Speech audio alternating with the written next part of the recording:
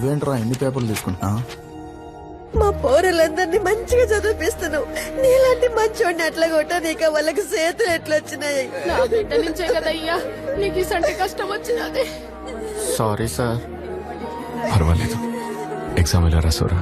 బాగా రాశాను సార్.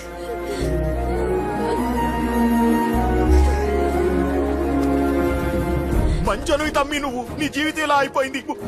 ఓ చెడ్డోడిని కొడితే 100 మంది చెడ్డోళ్ళు వస్తారు. ఒక మంచోడిని కొడితే అడిగే నా కొడుకే ఉన్నాడు. మా కోసం వచ్చి మమ్మల్ని వదిలి వెళ్ళిపోతున్నావు. నిన్ను కొట్టిన వాళ్ళని కొట్టే దమ్ము మాకు లేదు. ఏం చేస్తాం? మేం చవట నా కొడుకులం.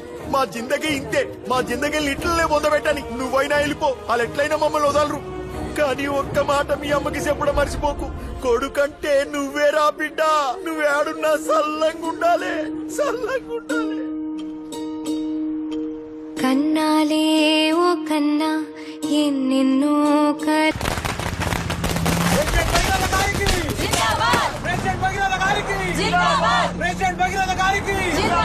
భగీరథకి, టైగర్ భగీరథకి, మన అన్న భగీరథకి, టైగర్ భగీరథకి, హైదరాబాద్ కా షేర్ భగీరథకి. జన్మాజూటం నుండి ప్రవహిస్తున్న గంగాజలంతో అభిషేకింపబడుతుండగా, మెడలోని సర్పహారము మాలలా వేలాడుతుండగా, చేతిలోని ఢమరుకం మోగుతుండగా, ఆ శివుడు తాండవం ఆడుతూ మనకు సకల శుభాలు ప్రసాదించుగాక. ఓం నమః శివాయ. సబ్మిట్ చేసేద్దామా? మంచి ముహూర్తం దాటిపోయేలోపే నేను 10 చోట్లకి వెళ్ళి నామినేషన్ వేయించాలి. ఏంటి అపోజిషన్ వాళ్ళు లోపలున్నట్టున్నారు?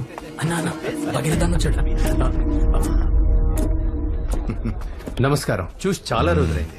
ఎలక్షన్ వచ్చాయిగా, మళ్ళీ కలుస్తూనే ఉంటాం. ఎవరు క్యాండిడేట్? మిన్నల్ కుమార్ అని serial actor. Super star Minnal Kumar అంటే అందరూ గుర్తుపడతారు. టీఆర్పీలో నేనే కింగ్, నా ముందల అందరు బొంగు. స్టార్ మిన్నల్ కుమార్ అన్నకి. ఏంటి పెద్ద బఫన్ గాళ్ళని అందరినీ దించినట్టున్నారు? డైలీ నైట్ 7:30కి ఈయన సీరియలే టీవీలో వస్తుంది. ఈయన నియోజకవర్గంలో మహిళా లోట్లు ఎక్కువ, అందుకే నైట్ అయితే అందరి ఇళ్లలో నేనే ఉండేది. సీరియల్ నువ్వు ఇళ్లలోనే ఉంటావు, నేను జనాల గుండెల్లో ఉంటాను. ఈశ్వరా, ఇవ్వు. ఓం నమః శివాయ. ఇదిగోండి సార్. మన వార్డ్ నుంచి పోటీ చేసే కార్పొరేటర్ అభ్యర్థులు మొత్తం ఇద్దరే, అంతేగా? లేదన్నా, ఇంకో క్యాండిడేట్ వచ్చాడు. వాడిని ఎర్రకొట్టి తొక్కి పారేశాం. ఓకే సార్, క్యాండిడేట్స్ మొత్తం ఇద్దరే, చూసుకోండి. ఇద్దరుగా సార్, మొత్తం కార్పొరేటర్ క్యాండిడేట్స్ 3.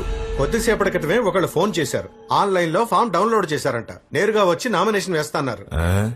ఎవడ్రా వాడు నెట్ నుండి నేరుగా వస్తున్న మగాడు?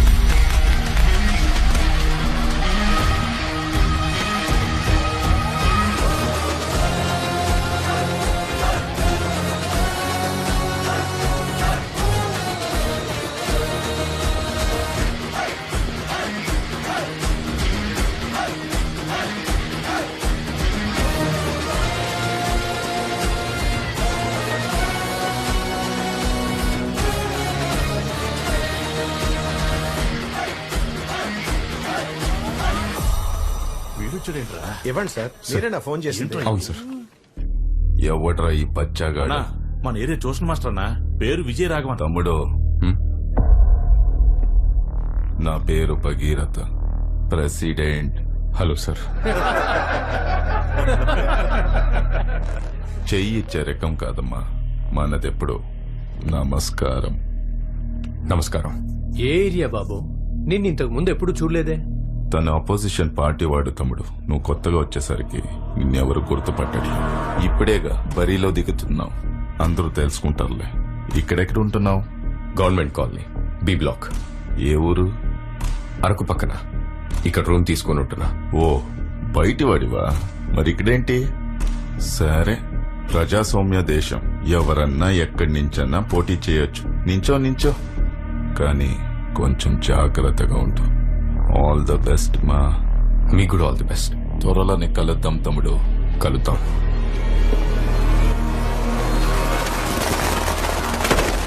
మన వాళ్ళకి ఆల్రెడీ చెప్పాను, వచ్చే వారం ఒక బ్యాగ్ పంపిస్తున్నారు. ఈసారి కూడా గెలుస్తున్నాం కదా. మీరు ఇంకొంచెం బాగా చూసుకుంటే ఫుల్ మెజారిటీతో గెలిచేయచ్చు. ఏం రా, సపోర్ట్ చేయండి.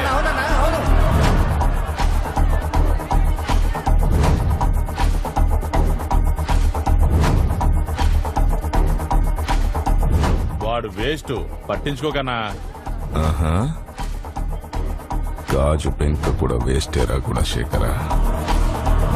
కానీ కంట్లో పడితే రక్తంలా మారుతుంది. మనం చూడండి రక్తమా. అన్న రక్తంలో ఈత కొడతాడు. మనల్ని ఎవరైనా భయపెడితే వాళ్ళని ఎదుర్కోవడానికి 2 దారులున్నాయి. ఒకటి వాళ్ళకి భయపడి దూరంగా పారిపోవడం, 2 అదే చోట నిలబడి వాళ్ళకన్నా బలంగా మారడం.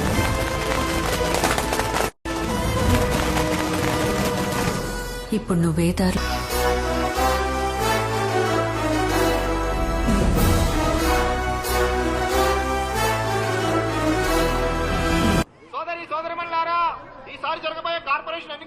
అమ్మా, మా ట్యూషన్ మాస్టారు పెన్ను గుర్తుతో ఎలక్షన్ లో పోటీ చేస్తున్నారు. అతనికి ట్యూషన్ మాస్టర్ దిమాగ్ ఇట్లా ఖరాబ్ అయినారా? ఎలక్షన్ లో నిలబడుతుండు. ఏ ఎందుకు నిల్చోకూడదు? అతను మన పిల్లలందరికీ ట్యూషన్ చెప్తున్నాడా లేదా? అతను కాకపోతే ఇంకెవరు నిల్చుంటారు? ఏమయ్యా, ట్యూషన్ మాస్టర్ కార్పొరేటర్ ఒకటేనా? మా ట్యూషన్ మాస్టర్ ఎలక్షన్ లో పోటీ చేస్తున్నాడు. ఎందుకు రాదానికి పలికి మాల పనులు? గెలిస్తే మాత్రం ఏం చేస్తాడంట? అందరూ పీకుడు కాలే. చల్, ఈ సంవత్సరంకి వెళ్ళి మా అందరికి ఓట్లు వస్తున్నాయి. మేము మా మాస్టర్ కి ఓటేస్తాం. అరే, మన పిల్లల్ని చదివించి దారికి తీసుకొచ్చాడు. అట్లాంటిది మన ఏరియాని డెవలప్ చేయలేడా? నేను ఆయనకే ఓటేస్తా. ట్యూషన్ మాస్టర్ ఎలక్షన్ లో నిలబడుతున్నట్టక్క. ఎవరు నిలబడితే నాకేంది? నిన్న ఓటు గుణశేఖరన్నకే వేస్తా. ఒక్కొక్క వార్డుకి నీళ్లకి మాత్రమే సంవత్సరానికి 40 లక్షలు ఖర్చు పెట్టినారని పేపర్స్ చెప్తున్నాయి. కానీ వారానికి 3 సార్లు మనం నీళ్ల కోసం కొట్టుకుంటున్నాం. ఇది ఒక వాటర్ ట్యాంక్ పోయిన సంవత్సరం పెట్టారు. దీని రేట్ ఎంతో తెలుసా? ఎంత ఈ ట్యాంక్ కి సిమెంట్ కి ఓ 2 లక్షల దాకా అయి ఉంటది. ఒక 2 లక్షల ట్యాంక్ కి 7 లక్షల లెక్క చూపిస్తున్నారు. ఈ ఏరియాలో మటుకే 24 వాటర్ ట్యాంకులు ఉన్నాయి. మనకి తెలియకుండానే మన వెనక ఎంత దోచుకుంటున్నారో తెలుస్తోందా? ఏందన్నా ఇంత డబ్బు? ప్రెసిడెంట్ ఎలక్షన్ లో ఖర్చు పెట్టి నీకు పంపించిండు. నా ఖర్చులకి 30%, మిగతావన్నీ నా కోసం నీళ్ళలా ఖర్చు పెట్టండి. ఖర్చు పెట్టి నన్ను గెలిపించాలే.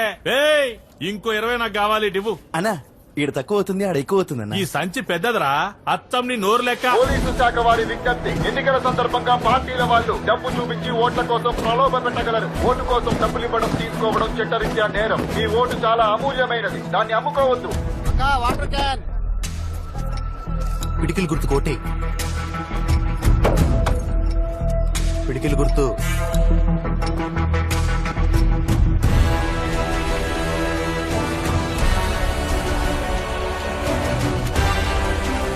శుభ్రం లేని డ్రైనేజ్ నుంచి కంపే కాదు, మనుషుల్ని చంపే రోగాలు కూడా వస్తున్నాయి. దీనికోసం స్లమ్ బోర్డ్ డ్రైనేజ్ మెయింటెనెన్స్ సంవత్సరానికి 35 కోట్లు శాంక్షన్ చేస్తోంది. కానీ ఇక్కడ ఇలా తప్పులు జరగడానికి కారణం తప్పులు చేసే వాళ్ళు మాత్రమే కాదు. అది తప్పు అని చెప్పని మనం తప్పును ఎప్పుడు ఖండిస్తామో అప్పుడే ఇది మారుతుంది. నా గుండెకి తగిలిన పెద్ద గాయం ఏంటంటే ఈ ఊరికి నేనేం చేయలేకపోయానే అని. నువ్వు నా ఆశయాన్ని నెరవేరుస్తావని నేనింకా ప్రాణాలతో ఉన్నాను. అమ్మా పాస్ అయ్యానమ్మా.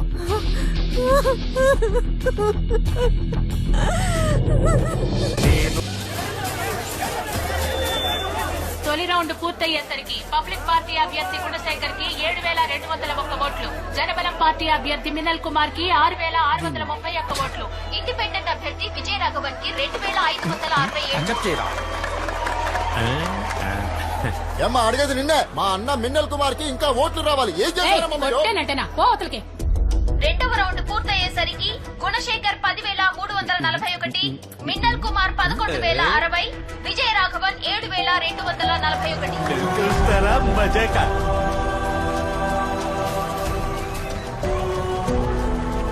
మూడవ రౌండ్ ముగిసేసరికి పబ్లిక్ పార్టీ అభ్యర్థి గుణశేఖర్ 15,501, చెప్పనా అదిరింది లెక్క. చక్రం పార్టీ అభ్యర్థి మిన్నల్ కుమార్ 11,171, ఇండిపెండెంట్ అభ్యర్థి విజయ రాఘవన్ 15,508.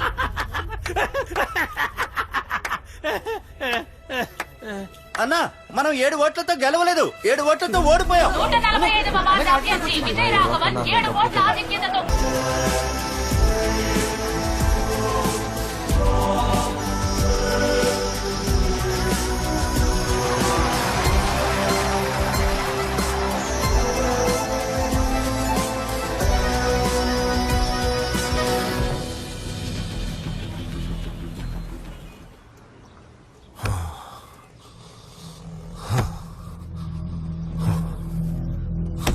రేయ్, నీకే గట్లుంటే నేను చచ్చిపోయి ఉండాలి. చచ్చావు కదా ఇందాక. అదే నీ టైం బాగుండి దేవుడి దేవుళ్ళు బతిపోయావు. మోస్కాడు కాలేజీకి వచ్చిన రోజు నుంచి లొల్లి షురు అయిందన్నా. వచ్చిన మొదటి రోజే సూరన్నతో లొల్లి పెట్టుకున్నాడన్నా. సూరిగాడిని కొట్టాడని సూరి కన్నాకి చెప్పి వాడిని కొట్టి కాలువలో పడేశారు. జనాలు వాడి మీద జాలి చూపించారు. అలా కొట్టచ్చా అసలు? రేయ్ గట్లయితే నేను ఓడిపోనికే మొదటి కారణం మీరేరా. నువ్వు ఒక న్యూస్ ని టీవీలో వేయించడానికి పర్మిషన్ తీసుకో అన్నా, నేను చూసుకుంటా. ఏం న్యూస్? సిటీలో పట్ట పగలే ఓ కార్పొరేటర్ దారుణ హత్య అని. శత్రువు మనల్ని ఎదిరించి ఓడించేలోపే శత్రువుని మన గుప్పెట్లో పెట్టుకొని మనం మన గమ్యాన్ని చేరుకోవాలి. కానీ దానికన్నా ముఖ్యం మన శత్రువెవరో ముందు తెలుసుకోవాలి. ఏ వార్డ్ లో కూడా నాకు నా పార్టీకి తెలియకుండా ఒక్కటి కూడా శాంక్షన్ అవ్వకూడదు. సార్ ఆ 145 వార్డు కార్పొరేటర్ కాల్ మీద కాల్ చేస్తున్నాడు. అన్నా ఏంటన్నా ఇది? ఆ ఇండిపెండెంట్ క్యాండిడేట్ మీకెందుకు కాల్ చేస్తున్నాడు? సార్ నేను విజయరాఘవాన్ని 145 వార్డ్ కార్పొరేటర్ని. ఇండిపెండెంట్ గా గెలిచిన మీ సపోర్ట్ లేని ఏది జరగదు సార్. మీ బ్లెస్సింగ్స్ కోసం కాల్ చేశాను. రాజకీయాల్లో మీరే నాకు రోల్ మోడల్ సార్. మీ సపోర్ట్ నాకు ఎప్పుడు కావాలి సార్. మీరే నా ఇన్స్పిరేషన్. మీతో ఎప్పుడు టచ్ లో ఉంటాను సార్. మీరే నాకు గైడ్ చేయాల్సిందే.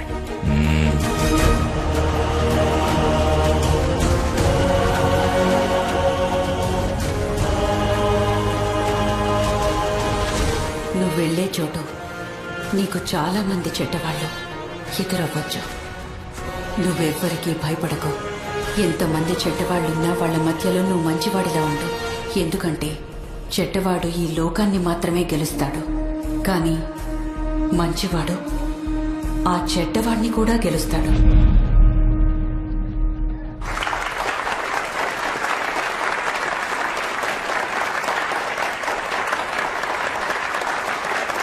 I'm happy to see you all. మొదటిసారి గెలిచిన కార్పొరేటర్లు ఎవరు? మీ పేరు?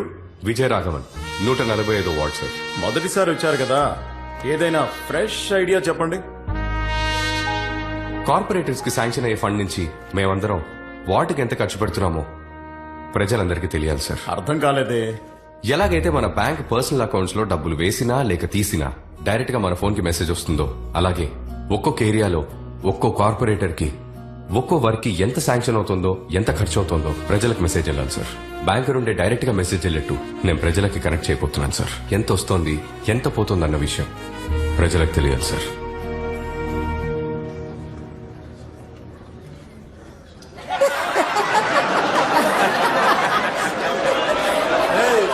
ఏమన్నా అందరికీ ఓపెన్ గా చెప్తావా? అందరం అందరి దగ్గర ఓపెన్ చేసుకుంటూ వెళ్ళామనుకో అందరం క్లోజ్ అయిపోతాం. ఏం మాట్లాడుతున్నావు నువ్వు? దిమాకుంటే మాట్లాడుతున్నావా? కూసో కూసో. కూర్చోండి కూర్చోండి, గొడవ చేయకుండా కూర్చోండి. కొత్త కదా అట్లానే ఉంటది. ఏంటి కామెడీ చేస్తున్నారా? గవర్నమెంట్ ఎంత శాంక్షన్ చేసిందో, ఎంత ఖర్చు అయిందో, ఎంత మిగిలిందో ప్రజలకు ఎలా చెప్తారు మీరు? అదంతా పెద్ద ప్రాసెస్. ఈ హెల్ప్ మీరు చేశారంటే మీరు చాలా పెద్ద విజయం సాధించినట్టే. మా ప్రజల గుండెల్లో ఎప్పటికీ అలా నిలిచిపోతారు సార్. ఇలాంటి వేస్ట్ మాటలని ఇంకెవరికైనా చెప్పండి. మీరు చెప్పినవన్నీ చేయాలంటే మేయర్ గారి approval, corporation commissioner approval, zonal chairman approval కావాలి. అయ్య బాబోయ్, చెప్పడానికి అలుపుచ్చేసింది చూసారు మీరు.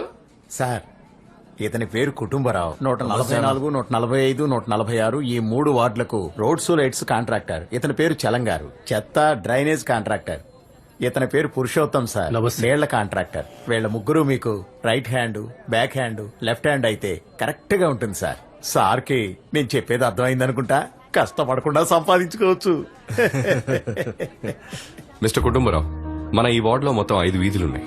150 మీటర్ల రోడ్డు వేయాలి. ఎంత వర్షం వచ్చినా వచ్చే 10 years వరకు స్ట్రాంగ్ గా ఉండాలి. ఇక్కడ యాక్చువల్లీ 42 కరెంట్ స్తంభాలు ఉండాలి, కానీ ఉన్నవి 27. అందులో 9 పనిచేయట్లేదు. ఇక నుండి 6 నుండి 7 లోపలే చెత్త క్లీన్ చేసేయాలి. స్కూల్ పిల్లలు వచ్చి స్కూల్ కి బయలుదేరే లోపలే ఈ పని అయిపోవాలి. గాలి గట్టిగా వీస్తే రాలిన ఆకులు ఎగరాలి తప్ప చెత్త కుండీలో చెత్త ఎగరకూడదు. సార్ ఒకవేళ తుఫాన్ వస్తే? తుఫాన్ వచ్చినా సరే అక్కడ ఎగరడానికి చెత్త ఉండకూడదు. మిస్టర్ పురుషోత్తం, వారానికి 4 వాటర్ ట్యాంకులు రావాలి, కానీ 2 వస్తున్నాయి. ఇంతకు ముందు సంగతి నాకు అనవసరం, కానీ ఇప్పటి నుంచి వారానికి 4 వాటర్ ట్యాంకులు రావాలి. నేను ఇప్పుడు చెప్పిన దానికి బడ్జెట్ ఎంత అవుతుందో రిలాక్స్డ్ గా వర్కౌట్ చేసి చెప్పండి. దానికెందుకన్నా వర్కౌట్ చేసుడు? రోడ్ లెక్కలతో చెప్పచ్చు. రోడ్ ఏనికి ఒక 5 అవుతుందన్నా. మీకు, నాకు, మన ఏరియా వాళ్ళకి ఓ 4 వేసుకోండి. తర్వాత పోలీస్ స్టేషన్, కార్పొరేషన్ కమిషన్ అని ఓ 3 పెట్టుకోండి. మొత్తంగా ఓ 12 లక్షలు అవుతుంది. ఇక స్ట్రీట్ లైట్లు ఒకటి 42 రూపాయలు, 80 వేసుకోవచ్చు మనం. అట్లాగే వారానికి 4 బల్బులు పోయినాయి అని మనం నొక్కేచానా. ఇంకా వైర్లు పోయినాయి, అయిపోయినాయి అని చెప్పి సంవత్సరానికి ఎట్లా లేదన్నా 4 లక్షలు నొక్కేచానా. ఒక ట్యాంకర్ 1500 రూపాయలు కాంట్రాక్టర్ కి ఇచ్చేస్తే 2500 సంపాదించవచ్చు. ఈ సెటప్ అంతా కలిపి 12 లక్షలు వస్తాయి. మనం 15కు రౌండ్ చేద్దాం. సార్ ఈ చెత్తదంతా మనం డిసైడ్ చేసేది సార్. ఉన్న చేతని లేదని చెప్పొచ్చు, లేని చేతని ఉండదని చెప్పొచ్చు. అంతా మనం చెప్పేదే సార్. వీళ్ళలా కాదు నా డిపార్ట్మెంట్. బడ్జెట్ ఇంత అని చెప్పండి సార్. సాలిడ్గా 30% ఇస్తాం మీకు. అయితే మిస్టర్ కుటుంబరావు, రోడ్డుకు ఒక 5, లైట్కి ఒక 2 లక్షలు. మిస్టర్ పురుషోత్తం, మీకు ఒక ట్యాంక్ 1500 ఇస్తున్నాను. దీని ప్రకారంగా వర్కౌట్ చేయండి. ఎక్స్ట్రా ఏమన్నా అయితే అఫీషియల్ గా చూస్తున్నాం. చెత్త నువ్వు డిసైడ్ చేసేది, నేను డిసైడ్ చేసేది కాదు. గవర్నమెంట్ ఎంత అమౌంట్ శాంక్షన్ చేసిందో ఆ అమౌంట్ లోనే పని అయిపోవాలి. ఇందులో కమిషన్లు కూడా కుదరదు, ఇంకా మాకేం మిగులుతుందన్నా? మీరు న్యాయంగా పనిచేస్తే మీ ముగ్గురికి న్యాయంగా లాభం వస్తుంది. సార్ ఏంటి సార్ కామెడీ చేస్తున్నారా? ఏమా ఏంటిది అంత కొత్తగా మాట్లాడుతున్నాడు? ఈ ఏరియాలో 10-15 ఏళ్లుగా మేము గీ లెక్కలోనే పనిచేస్తున్నాం తెలుసా? మీకు మాకు మధ్యలో చాలా మంది ఉంటారు. వాళ్ళ గనక కోపం వస్తే ఏమైతుందో ఎరకనా? అరే మంచి ఏరియానా, బాగా సంపాదించుకో, టక్క శాంక్షన్ అయితే ఇడా. నేను చెప్పిందే బడ్జెట్. మీ వల్ల అవుతుందా లేదా చెప్పండి, లేదా నేను చూసుకుంటాను. ఏమంటారు? ఇంకా ఒకే వారంలో నేను ఏ చేంజ్ అయితే కోరుకుంటున్నానో అది నా కళ్ళకు కనబడాలి.